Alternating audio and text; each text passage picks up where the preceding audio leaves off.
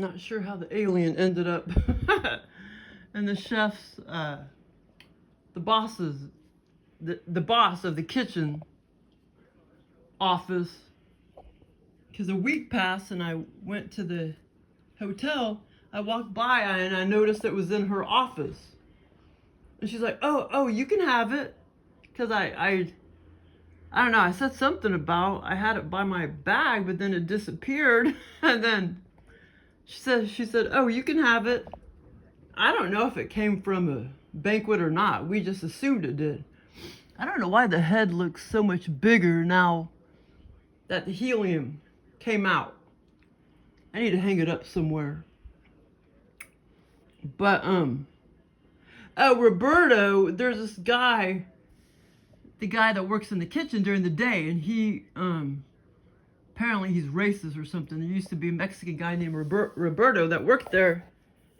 And, first I was a little slow. The other guy was talking to another person and was saying, oh, he's so racist, that Chad guy or whatever, the guy that works or Brent or whatever, that works during the day. He's out of there, by 3 or 4 o'clock, claiming that he was a racist because he's the one that put the name tag on him.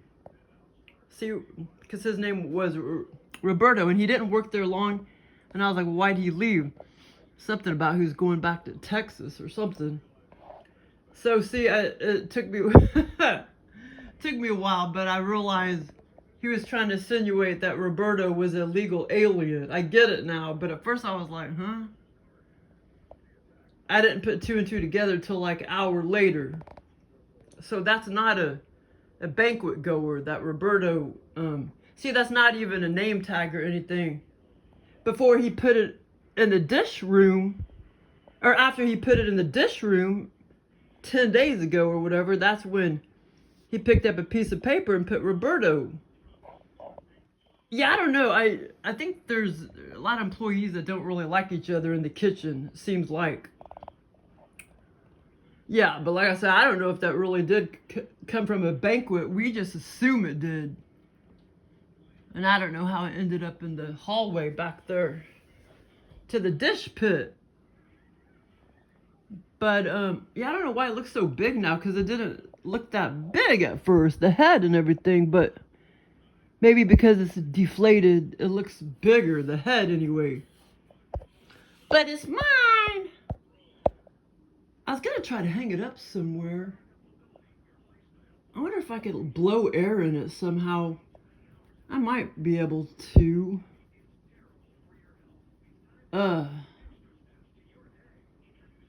Somehow, maybe, I don't know. But that's Roberto.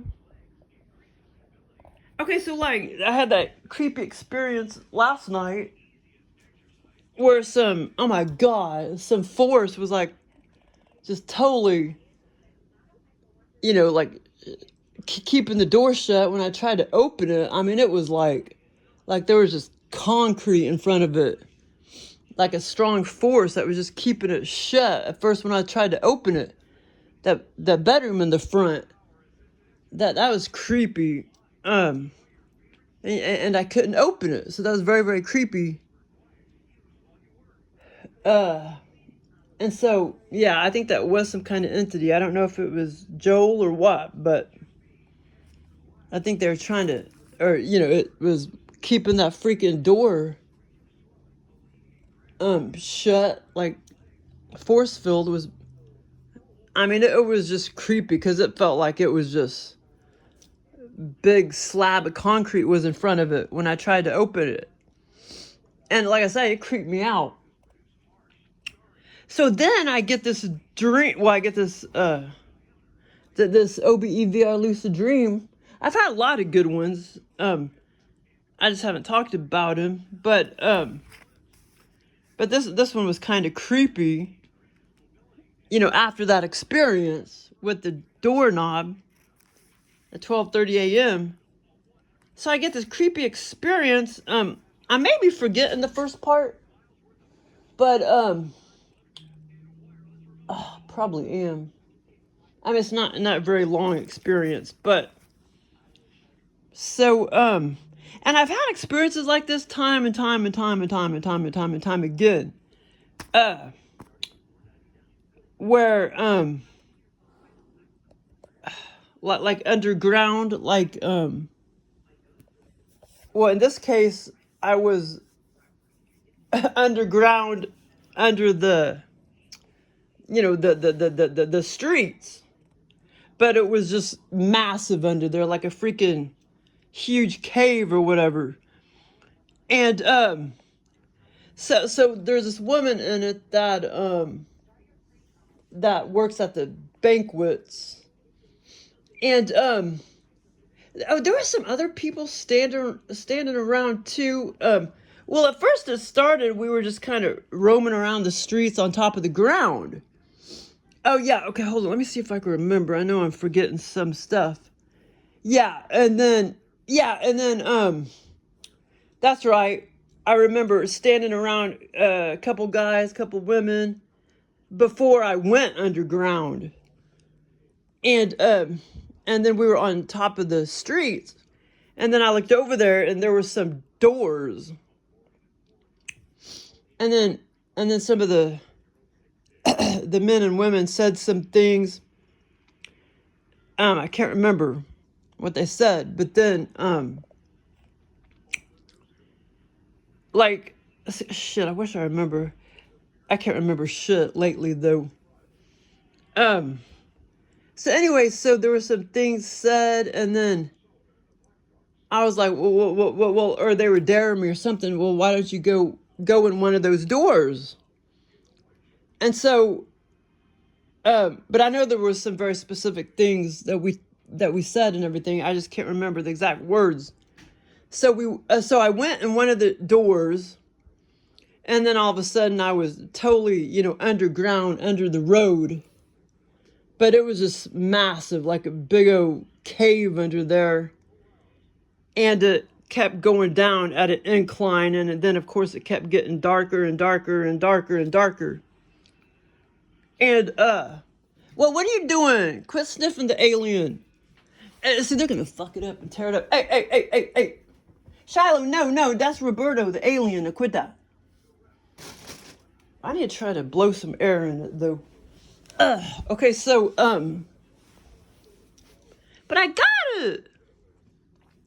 The AI robot was saying, yeah, I was, treated like it was radioactive, like people just kind of, stayed away from it.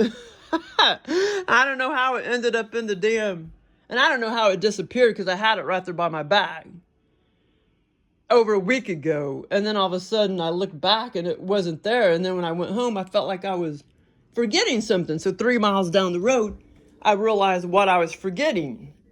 But I had it by my bag and I don't know how it disappeared. And then a week later, it was in the chef boss's office. And I was saying some things to her. She's like, oh, you can have it. Because I was insinuating that I wanted it. And, oh, look at it.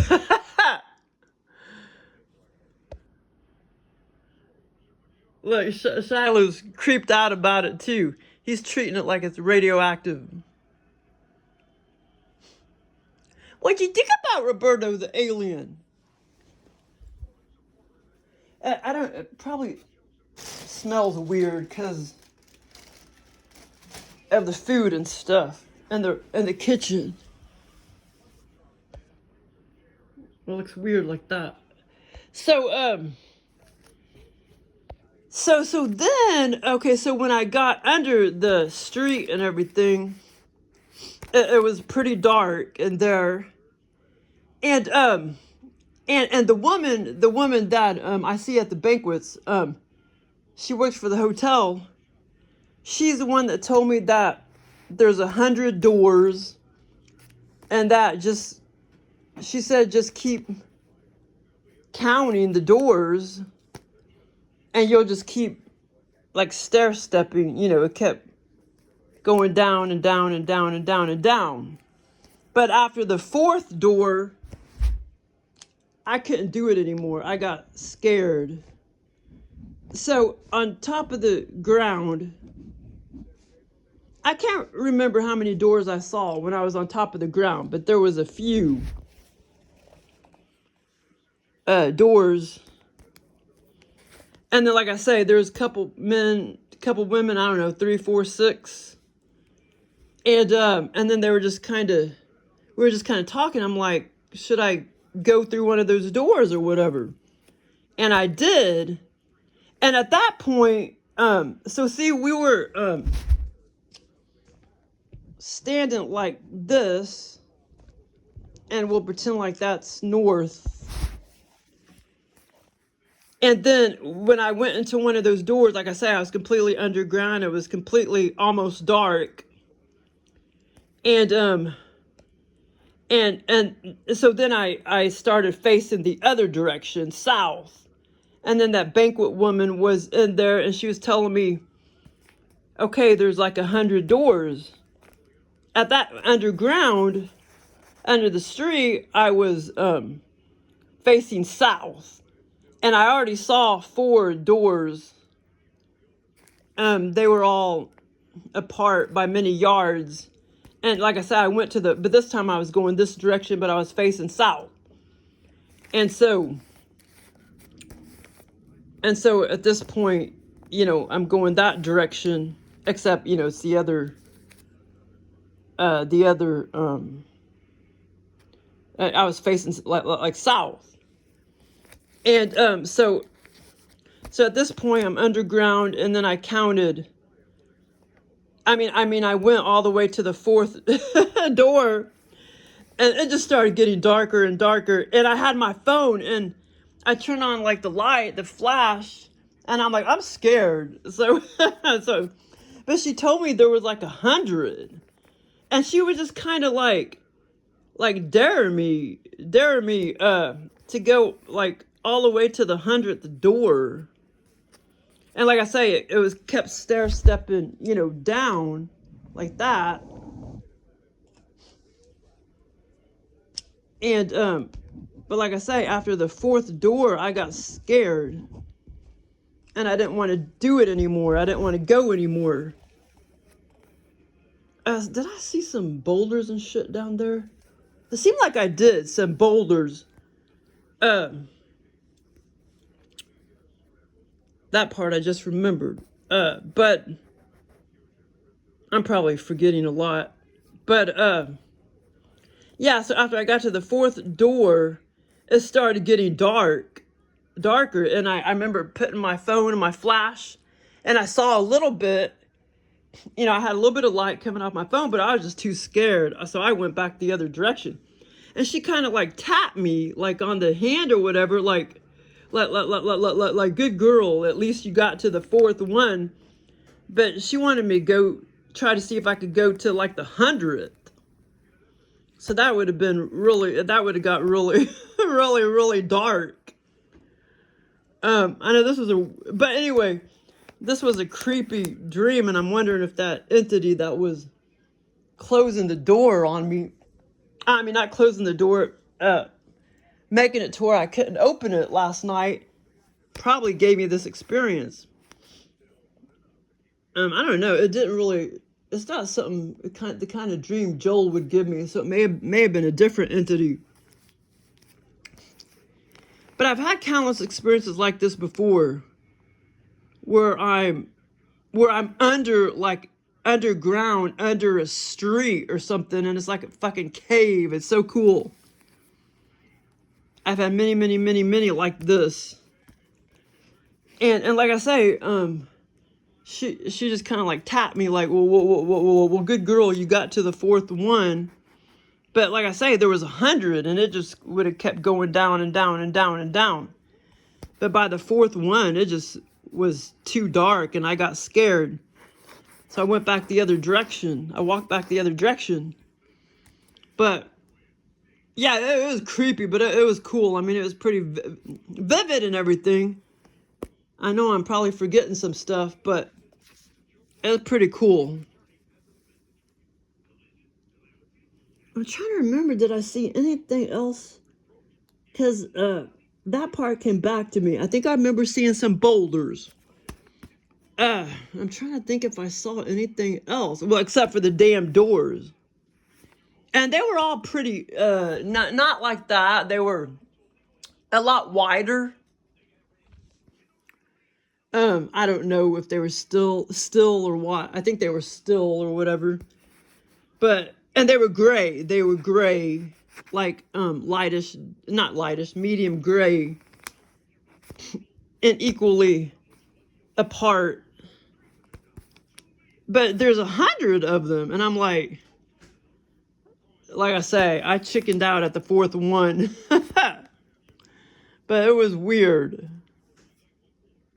But yeah, so having that experience last night, that force field, keeping the door rock solid tight where I couldn't open it, that was weird. And it wouldn't have creeped me out if it wasn't something paranormal or whatever. And then I get this funny, weird, creepy dream. Because that was definitely creepy, you know, but yeah, and even in the experience, I mean, yeah, like all these dreams and stuff have different energies about them and everything. I mean, it felt cool, though. It feels different in these experiences, the energy and stuff. But it was pretty cool. But I did not want to go to the 100th floor. Because like I say, it just kept getting darker and darker. Creepy, Simba. I gotta put that back in the closet so the cats don't tear Roberto, the alien, up. Yeah, so I don't know. A lot of those people at that hotel, they don't like each other in the kitchen. Because one of the guys that comes in later, he was acting like the guy that put the Roberto sign on him. Acting like he was racist and blah, blah, blah, blah. And, but like I say, it took me... Well, he was sitting there in the kitchen saying he was racist, and I didn't put two and two together till a couple hours later. I was like, oh, he put Roberto on him because that's an alien, and he was insinuating that he's an illegal alien, and he maybe was. But I didn't put two and two together. I'm like, okay, how is that racist? How is this alien, like, racist? And then 2 hours later, it dawned on me. But like I said, I don't know if that thing came from a banquet. We just all assumed it did. I mean, the only way you'd really have that at a banquet would be if it was some kind of alien banquet, which I doubt very seriously. There's nothing like that going on anymore.